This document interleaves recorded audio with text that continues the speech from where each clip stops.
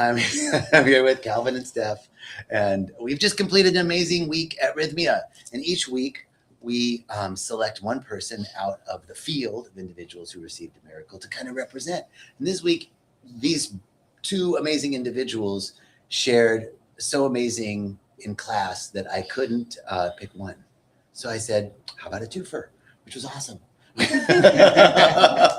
So thank you guys for being here, thank Steph you. and Calvin. Thank you. So I'd love to know what's the kind of highlight of this week for you. What's the miracle for you this week? Well, for me, my miracle was definitely this moment where I merged with my soul and really got to see myself in a different light that's not so constantly judgmental and so hard on myself and hard on the people around me, right? Because I'm just projecting the difficult time I'm having with myself. And I just got to have like this deep, profound level of compassion for everyone in my life, and just like this incredible perspective shift on why they are the way that they are and holding so much space for them. And I felt like I was healing generations of trauma and hurt and pain and judgment. And it felt so powerful to be in that light and in that space where I was like, this really is ending with me. And I felt it and I saw it and I could see my life moving forward and the positive impact that I would have on all the people that I would interact with moving forward. And I could just see myself as like this gift. And it's just like a culmination of the entire, every visit that I've had here has been like deeper healing, deeper understanding. And every time I think like, there can't possibly be more to learn. There can't possibly be more to understand or learn or how to love myself deeper. It just gets deeper and deeper. And it's just so much beauty. And this whole experience is such a gift. And everyone here is such a gift. The staff is such a gift. The musicians, the shamans, the people that we meet, that we get to share this experience with and grow with and trigger each other and learn from each other. And it's just like such an incredible gift. It really is. So Thank you. That was my week. Well, pretty much that's I got my miracle. That said it all right there. Pretty much that's we're done. That's a wrap. That was awesome. Thank you. Thank you. And now I have no doubt, no pressure, Calvin. But your week was also unique and magnificent in its own way. Tell me about your week. Yeah. What was the highlight? What was the key takeaway? Yeah. For me, I would say like put the title on the page. It was Unconditional Love. She's shown me how to be more unconditionally loving to myself and therefore the world more and more each time I've come here, and what unconditional love truly looks like, and that it's kind of beyond all our perceptions of this reality. Like it goes so much deeper to spirit. She taught me how to just love spirit in myself, but also in others, and how that opens up the world to you, because then you don't have any expectations of what people should be or what you should be. You get to kind of just open up to, I love the show, the love, but the one power, if you will, Wheel of Time is like the thread of life. Yes. I'm reading it right now. I'm on book 7. Great show. But yeah, it's like, I feel like that's kind of where I'm at, where she's like opening me up to this one power. And it was kind of intense because it was like, oh my God, is this like a higher calling? And then I felt my ego kind of come in. But then when I spoke to a shaman one night, he reminded me to just continue doing the work and remind myself to be of service to others. And so it was like each night I was kind of shedding this old egoic small self version of love into a new, more truer form of love. And I would say that's my beautiful this week. Yeah. And for me, that isn't necessarily the dissolution of the ego. It's the maturation of the ego, right? Yeah. Like, did you find that the sort of, you said the egoic sense of small self, the one that's comparing and superior, inferior, or having all that stuff going on. And it sounds like you upgraded to the ego that just knows your own love, your own beauty, your own worth, your own value, and that doesn't take away from anybody else's love, worth, and value, right? And beauty. Yes.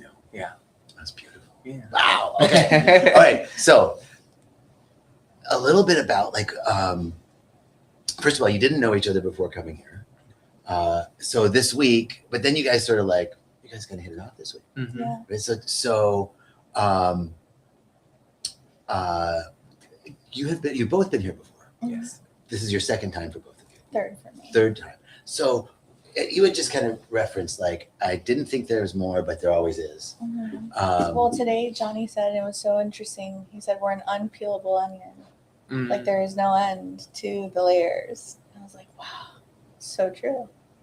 And it doesn't mean we have to be in deep trauma No. all the time, like excavating every little thing, but there's so much subtlety.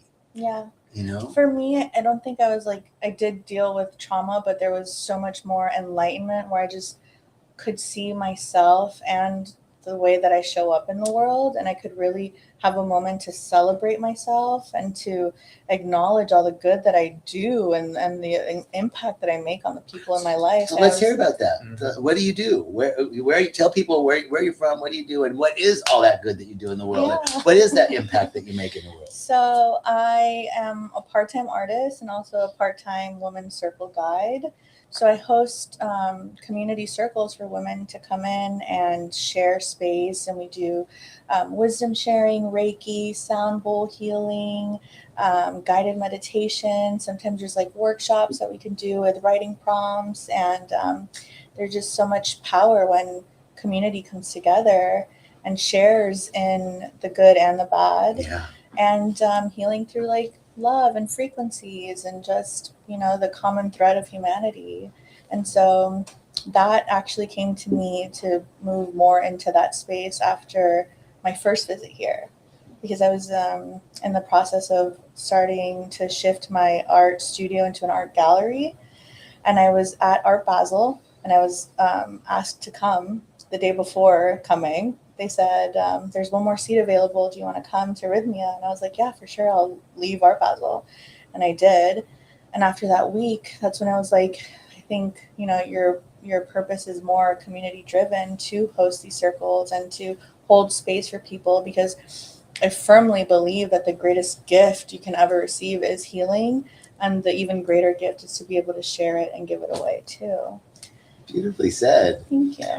One of the big things for you, so I love for both of you, and I can't wait to get to you as well, Calvin. But hold on one second. We're chilling. I know you're like I didn't say anything. First, that where you are in your life now is a result of earlier, like your life started to shift, and as you shifted and expanded in each different phase, there was a moment where you're like, I could come back to Rythmia and level up for the next thing that's expanding in my life based on all the work that I've done.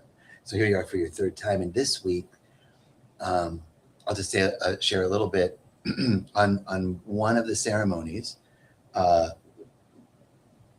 There's one of our very traditional ceremonies. If women are on their moon for this particular one ceremony, there's a separate ceremony for the women. And a lot of times people feel disappointed, right? Like, I'm not able to be in this. And it's always perfect.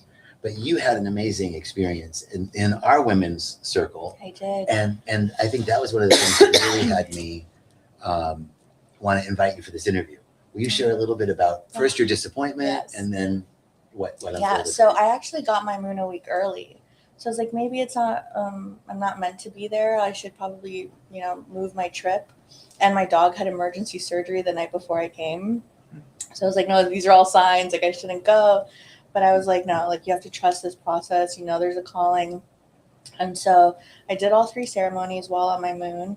And on the night of Yahe, I went to a moon circle, which I think should be like done regardless if you're on your moon or not. And just to be like with a group of really grounded and aligned healing women was so healing for me. I shared things that I've never shared with anyone in my entire life. Wow. So to have that release and have that support and finally allow myself to receive was life-changing. And we sat in circle and we held hands and we sang songs, and the 2 medicine women would come over to us and like put their hands on our wombs and blow the Florida water on our bodies, and just like say beautiful prayers and chants. And then one thing that was just one of the most beautiful experiences of my life was a guided meditation where we entered our own wombs and we were healing in our wombs, and then we entered our mother's wombs and her mother's wombs and her mother's womb and her mother's womb, and we danced with our ancestors and we connected with them, and it was so vivid and so beautiful and so beautifully guided. The words that were used were just and it was so incredible, because as a woman, you really only know ever like your grandmother or your great grandmother, but to be able to connect and fully feel the power of all of these women of your lineage was just so beautiful. Wow. Yeah. I love it. And I just love what you got out of it as well. Thank you. Thank you. Thank you. Brother Calvin. Yes. Well, you had an amazing week too. And this Yes. is your second time. And this is a transition in your life. Yeah. So tell us a little bit about some of the transitions that have been going on in your life and what brought you here. Yeah. So I've had a calling to live my life more from a place of peace and presence and purpose for a while. And I was kind of working through some stuff last time I was here where what I was doing didn't feel in line with my purpose in life. It felt in line in many ways. I was working with the animals, I was healing with them, but something about the industry I was in was not in line with who I was. And so I was really seeking. Can I just stop there? Mm-hmm. Tell us what that industry was, because it's super cool. So And you're pretty good at what you do. I was a show jumper, equestrian show jumper for many, many years, since I was 6 years old. I in and out of it a little bit. I worked in film and television for a little bit in my adult life, and then was called back to it for the last 5 or 6 years now. And I was called back to it for He's a reason. really good. I saw a video. I was called back to it for a reason. And I think the major reason was that these animals are going to help you heal.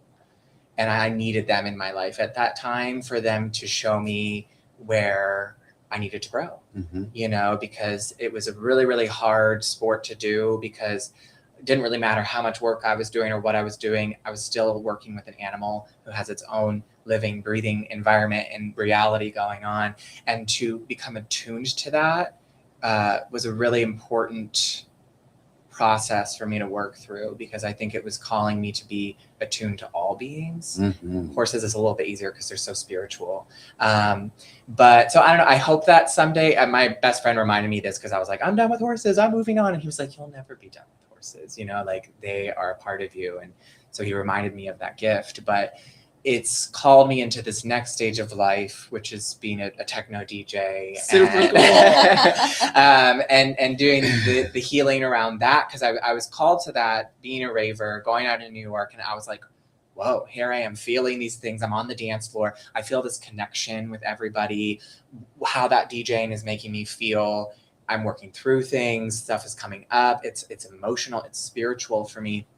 But, a lot of it was interlaced with drugs and partying and all this stuff. So I didn't know what was authentic about it quite yet. And then as I started to make my own music and produce, it's actually what saved me.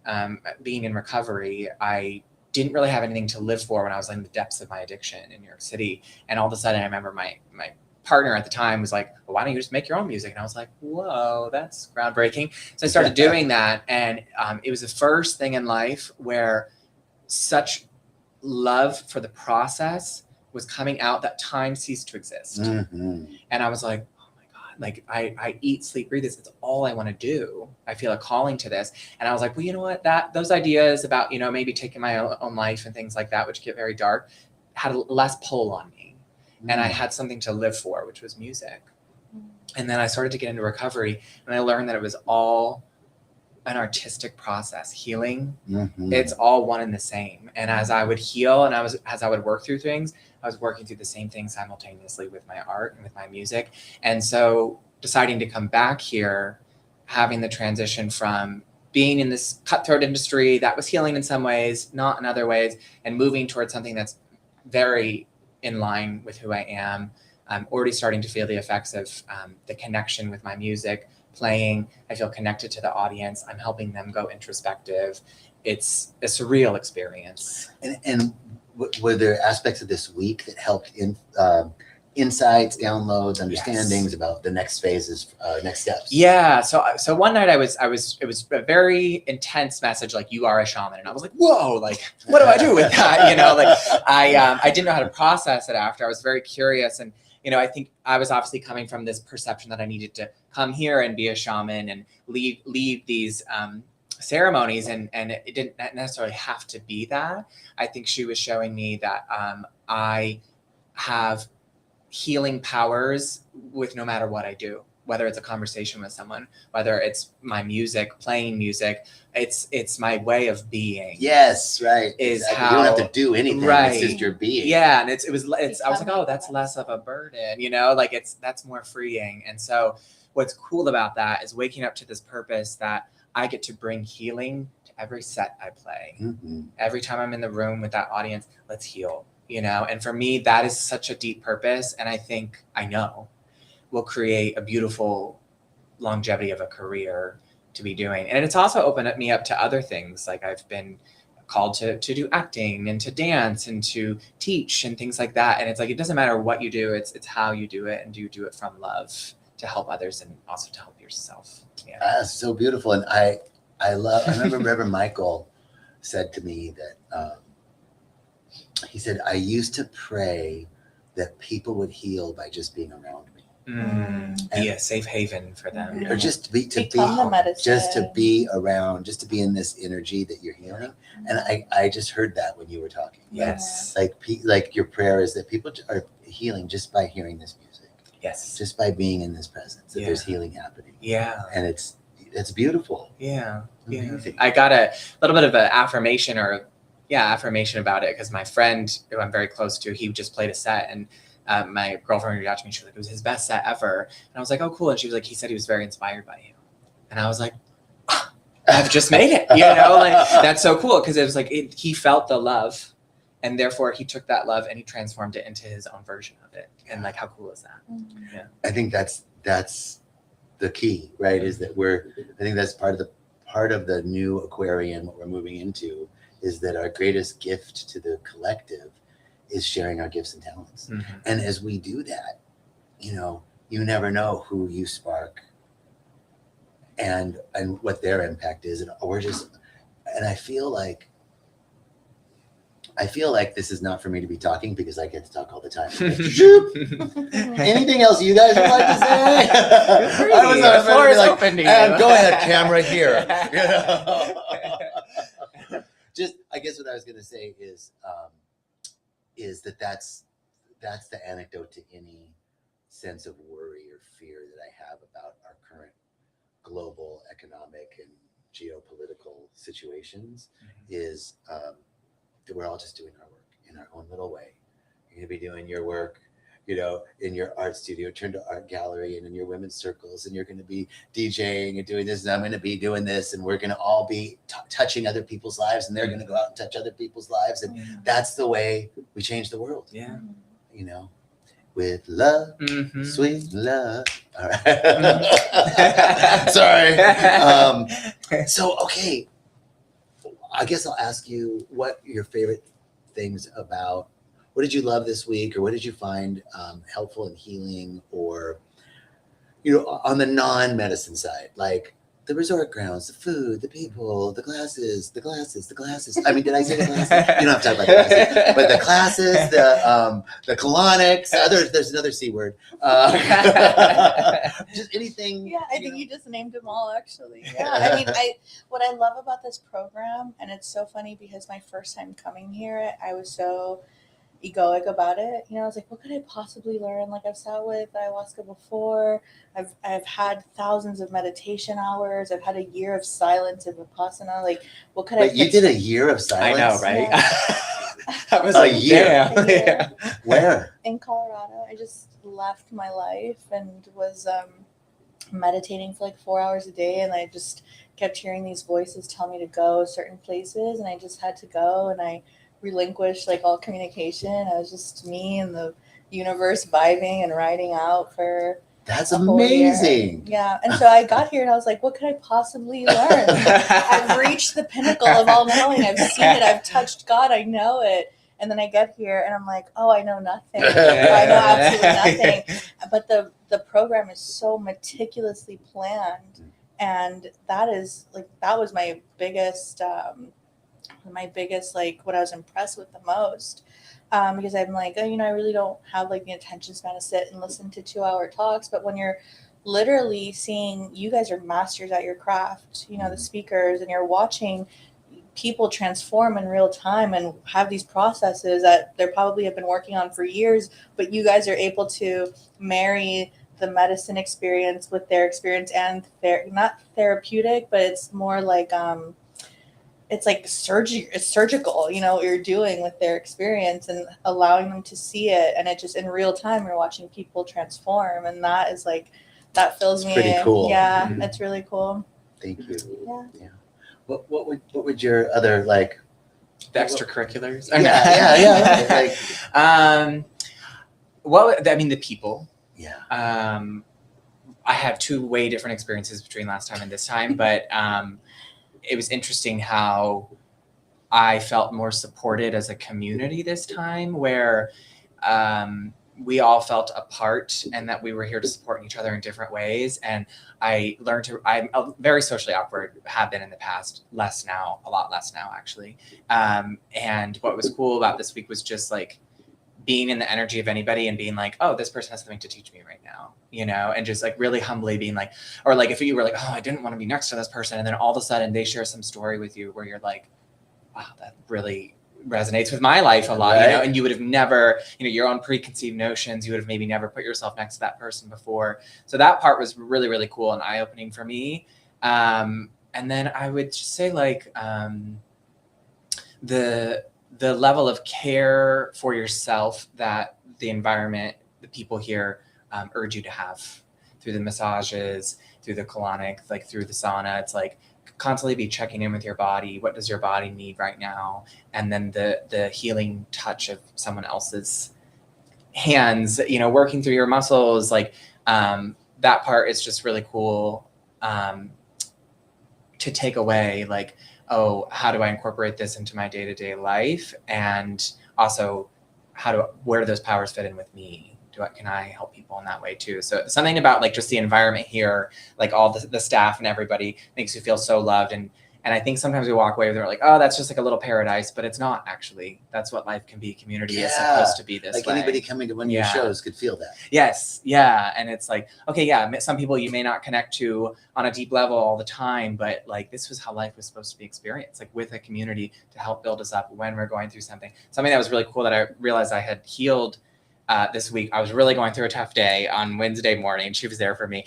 And I think you asked me, what am I going to do? And I said, I need to go be in community. Mm-hmm. It was actually when we were in class, and I think you called it my emotional orgasm. Yes.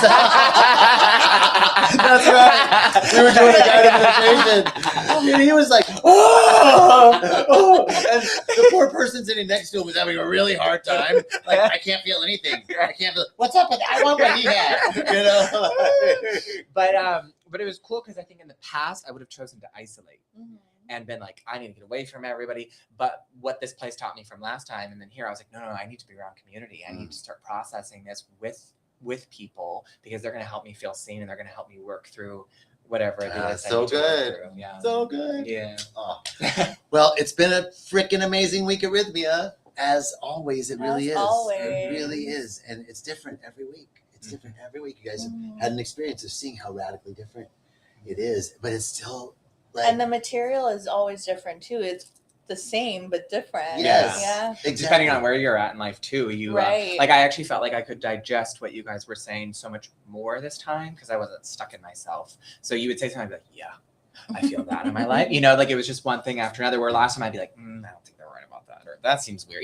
So it was interesting that like I could just be present with what you guys were saying and feel seen and or challenged, depending on what it was. But it was like, oh, I'm a different person this time around. That's what's changed. Totally. Yeah. And we're different. Right. And the material is like the same, but there's like so many different.